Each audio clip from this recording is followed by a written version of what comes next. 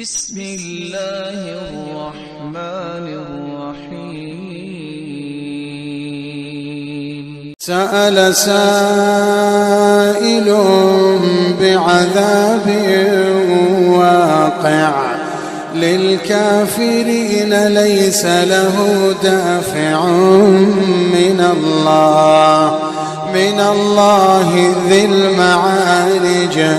تعرج الملائكة والروح إليه في يوم كان مقداره 50,000 سنة فاصبر صبرا جميلا إنهم يرونه بعيدا ونراه قريبا يوم تكون السماء كالمهل وتكون الجبال كالعهن ولا يسأل حميم حميما يبصرونهم يود المجرم لو يفتدي من عذاب يومئذ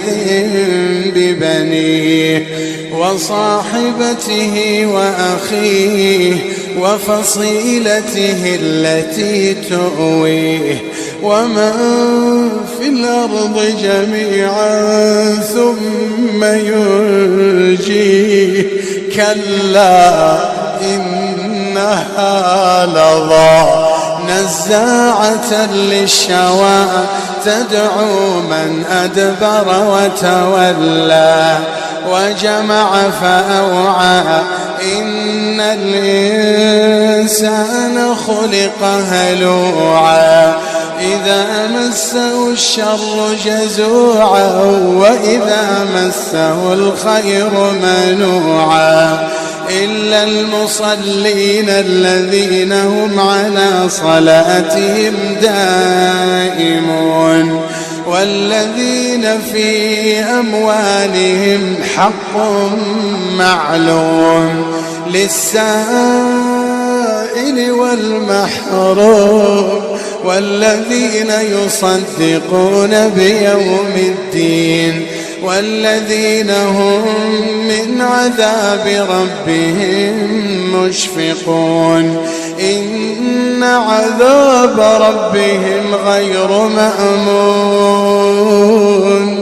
إن عذاب ربهم غير مأمون والذين هم لفروجهم حافظون إلا على أزواجهم أو ما ملكت أيمانهم فإنهم غير ملومين فمن ابتغى وراء ذلك فأولئك هم العادون والذين هم لأماناتهم وعهدهم راعون والذين هم بشهاداتهم قائمون والذين هم على صلاتهم يحافظون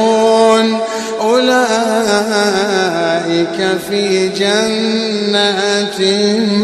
مكرمون.